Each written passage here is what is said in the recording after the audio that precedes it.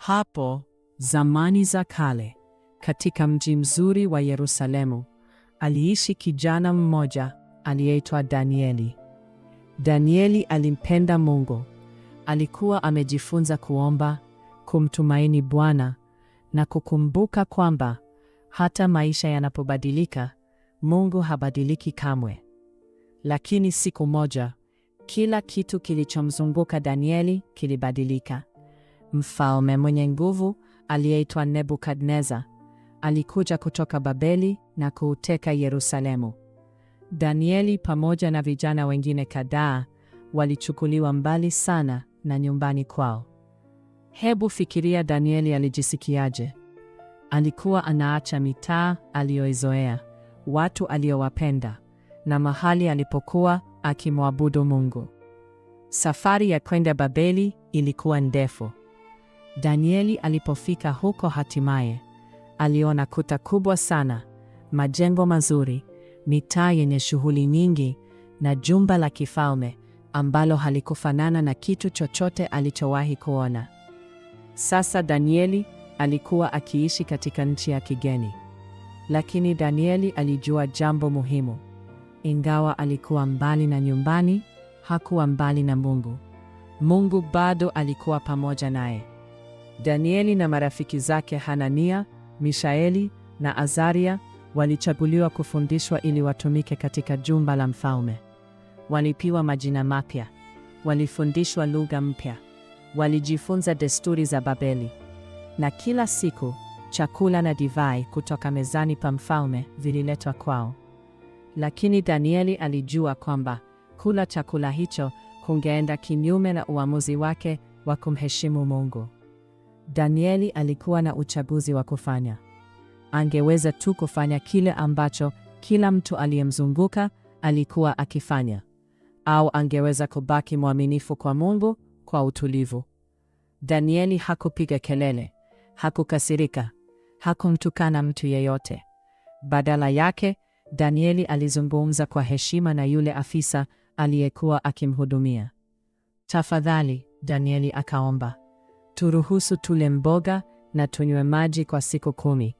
Kisha uangalie jinsi tutakavyoonekana." Afisa huyo alikuwa na wasiwasi. Ikiwa Danieli angekuwa dhaifu, mfalme angeweza kukasirika. Lakini Mungu alimpa Danieli kibali mbele ya watu waliokuwa wakimhudumia. Afisa huyo akakubali jaribio hilo. Kwa siku 10, Danieli na marafiki zake walikula chakula rahisi na kunywa maji. Na Danieli alimtumaini Mungu. Siku moja ikapita, kisha nyingine.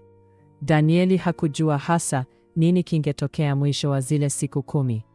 Lakini imani haimaanishi kila wakati kujua kitakachotokea.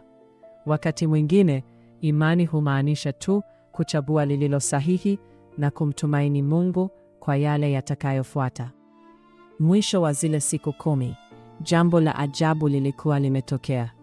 Danieli na marafiki zake walionekana wenye afya na nguvu. Mungu alikuwa amewatunza. Kwa hiyo waliruhusiwa kuendelea kula chakula chao rahisi. Miaka ilipopita, Mungu alimpa Danieli na marafiki zake hekima na ufahamu. Danieli hasa alipewa kipawa cha kuelewa maono na ndoto. Mfalme alipowachunguza vijana wote waliokuwa wamefundishwa, aligundua kwamba Danieli na marafiki zake walikuwa na hekima zaidi kuliko wengine wote. Danieli alikuwa amefika Babeli akiwa na vitu vichache sana. Hakuwa tena nyumbani kwake. Hakuwa tena na maisha yake ya zamani.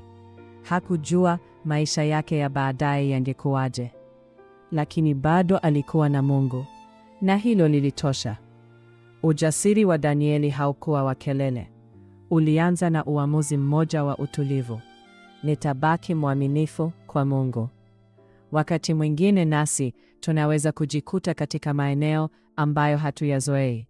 Labda ni shule mpya, nyumba mpya, siku ngumu, au wakati ambapo kila mtu mwingine anaonekana kufanya uchaguzi tofauti. Tunaweza kumkumbuka Danieli. Hatuhitaji kuogopa. Tunaweza kuchagua lililo jema. Tunaweza kuzungumza kwa upole na wema. na tunaweza kumtumaini Mungu kwamba yuko karibu. Upendo wa Mungu hautoweki wakati hali zetu zinabadilika. Neema yake huenda pamoja nasi popote tunapoenda. Na kama vile Mungu alivyokuwa pamoja na Danieli huko Babeli, Mungu yuko pamoja nasi usiku huu. Kwa hiyo unapofumba macho yako na kupumzika, kumbuka jambo hili.